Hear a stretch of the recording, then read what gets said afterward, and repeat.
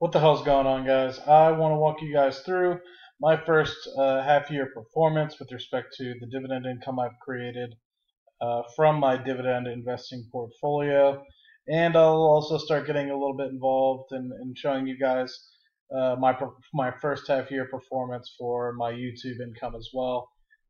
Neither of which are very impressive, but they're a good start for me being in my mid to late 20s. So let's just get right into it.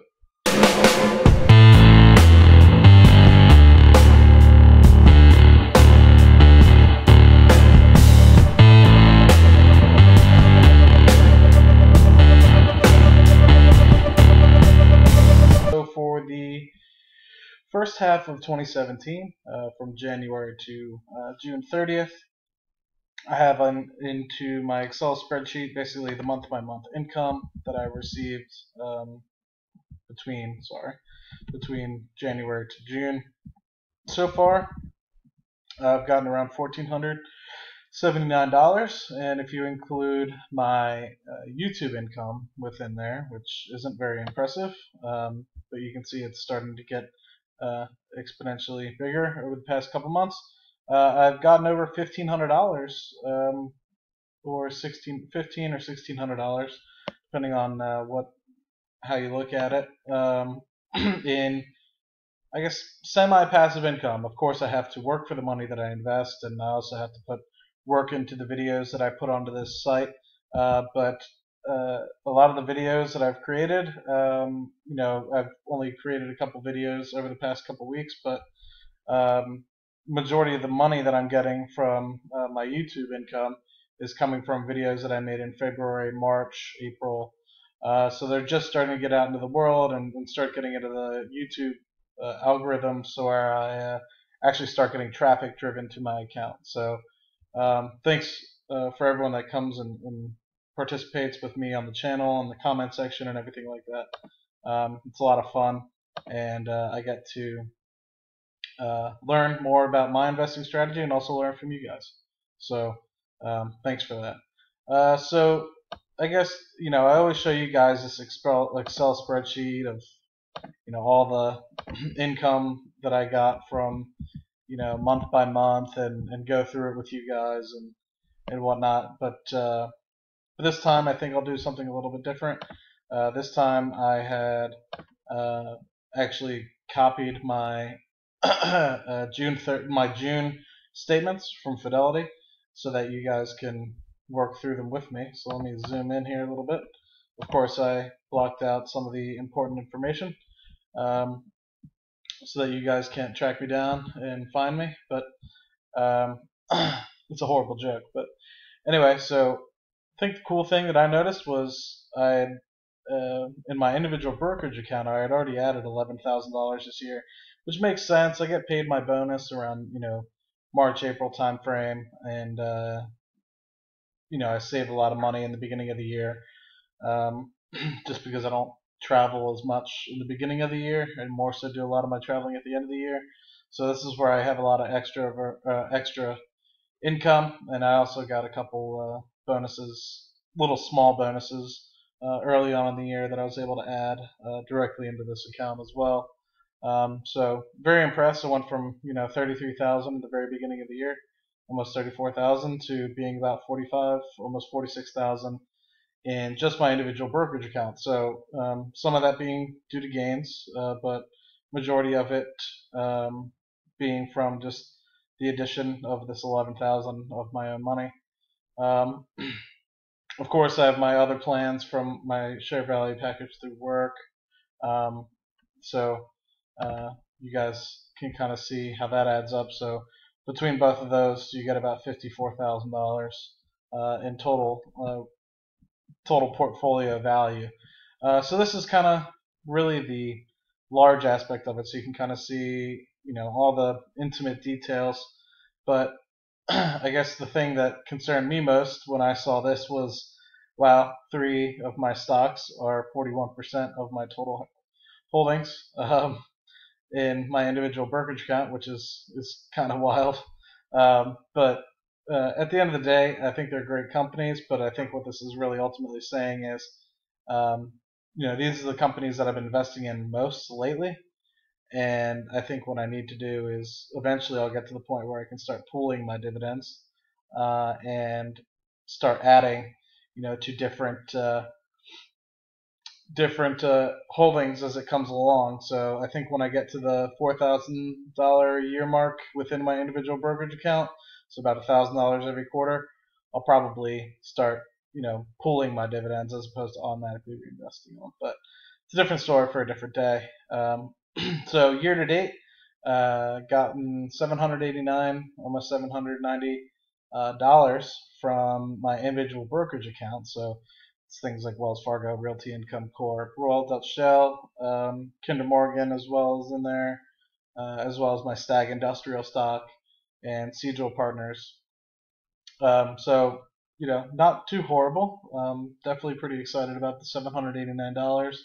I think year to date, I think for the end of the year, my goal is about $1,700. I think in a 12-month rolling, forward rolling, I'm looking at about almost $2,000 in my individual brokerage account. So 2018, I should, by mid-year, I should have about $1,000 coming from this account alone in my first half of 2018. So hopefully you guys can stay posted on that. And then what isn't shown on here is the company shares. They also pay a dividend. So that isn't shown on here. So I just added it on here. $289 in company share income as well. Eventually those will probably get rolled over into my individual brokerage account as they vest, but for now I can't really share, I guess, or see exactly how much I'm getting. So this is just an estimate of how much I'm getting from those shares.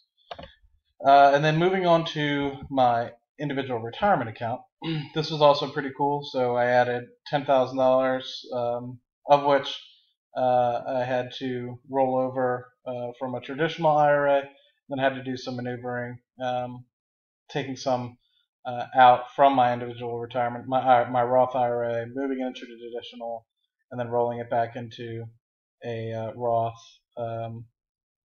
just because I think from now on, I can maybe talk about this a little bit more in another video, but it's just simpler to do that so that you don't ever have to worry about income limits or anything with the Roth IRA. You just put all your money in traditional, and once you get to the 5,500, if you don't invest it at all, you just have it in cash.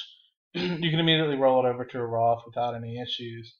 And so I think a lot of people I know that I work with are getting to that point where it's just something that you should just do immediately, so that way you don't have to deal with any income limits and having to write it between two different accounts on your tax return and all that stuff. So but yeah, I was pretty excited about the almost $7,000 that I added in my Roth IRA this year alone. Pretty excited about that. So total value of around $24,000. This as well, kind of scary. I had my first solar, my WP Carry, and my Cyrus One, so heavily weighted towards real estate investment, being just over half of my portfolio. So that's something that I need to keep a heavy eye on. But $297 in year-to-date income, I was pretty excited about that. Almost $300 off of this $24,000, of which I don't have income coming from this first solar. So that's something to keep in mind.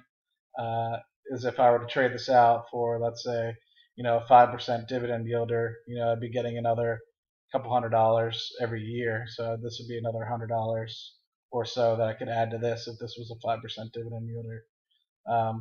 So that's something to keep in mind in the future. So for my computer shares, I had crap. Well, for my computer shares, I had all these items, and I was going to log in, but now I don't want you guys to see my log information. And I was logged in, but I guess I was inactive for a certain amount of time. So Q1, Q2 on here, and then the year to date for each one of these holdings that I have, for a total of $127. not horrible, but I think the total value is just under $10,000 for the portfolio. So that being said, let's see here. Oops. So I'm averaging for the portfolio, I guess, 2.5% for the year, which isn't horrible. We have some stocks like IBM, Dr. Pepper, which are smaller income stocks. AbbVie is not too horrible. Altria Group is being dragged down. Verizon, Waste Management. So, oh, and also there's a couple of these that I just put more money into, like Exxon. I just threw another $1,000 in, which is included in this 10,000, but isn't necessarily in this income because I think I invested in it after the 2Q ex-dividend date. So I'll probably get some bump up in the later half of the year associated with those additional 12 or 13 shares that I picked up. So total, so my individual brokerage account was 789-ish. Adding all these things up, my share value package, my IRA, it's just over $1,500. So another thing that I guess I wanted to show in real time, this is a new thing on my spreadsheet, is the income I'm getting from YouTube. So it's only in the $1 to $10 range, through January through April, and more recently, some of my videos caught up some wind. Most recently, I think it was my I'm Rich from Dividends video, which I made in March, which was kind of a well, I forget what the heck those titles are called, but anyway, so there was that, but that gets me to $102 for the entire first half of the year. Majority of the revenue coming from the I'm Rich with Dividends, which was a clickbait. That's what it was, clickbait title. Not entirely true, but at the end of the day, being 27, it's extra money that I don't need to invest with. So then I have my other. Let me blow this up. Then I have my other videos, which are starting to catch up in some popularity. $300 in dividends a month, and passive income. Basically saying, next 12 months I should get around $300 on average, because I passed the $3,600 a month or a year mark. I think I'm closer to 38, 39,000, 39. Wait, $3,600. I don't know if I said $36,000, but now I'm closer to the $3,900 range. So almost halfway to 330, almost halfway to $400 a month. So I'm almost at $350 a month in passive income. Now, this might change a little bit if I continue to have good income associated with YouTube. We will see, depending on what time of the year I'm in. I'm getting in, we're getting into the summer and fall time, so ad revenues might go up a little bit. So hopefully I can continue to put out good content where this would continue to grow. But overall, I'm really excited. $1,600 that I didn't have to work for. Well, technically I had to work for to get the money, but now I'm just having it pay me just by owning the resources and the assets that'll continue to pay me over time. And that's all going to be reinvested. So that's $1,600 that are now reinvested that, let's say, make 4%. So it's another, $48 that I don't have to work for, if I did my math correctly. 64, damn. You guys know I'm not good at math, but so it's another $64 in dividend income that I'll get next year that I didn't have to really work for, just by reinvesting my dividends. And then there's already been some dividend raises for this year. Continue to have dividend raises throughout the second half of the year. So yeah, like always, I really appreciate you guys stopping by the channel, sharing this journey with me, especially my beginning YouTube journey, which is, I guess, a little bit more young in its career. So would love to hear you guys' comments down below about any suggestions on stocks I should pick up, or sales, or anything like that associated with getting rid of some of my portfolio and reinvesting into something else. But if not, If you haven't already, like and subscribe to the channel. And I look forward to talking to you guys. Hope you guys have a great July 4th weekend. And talk to you guys soon.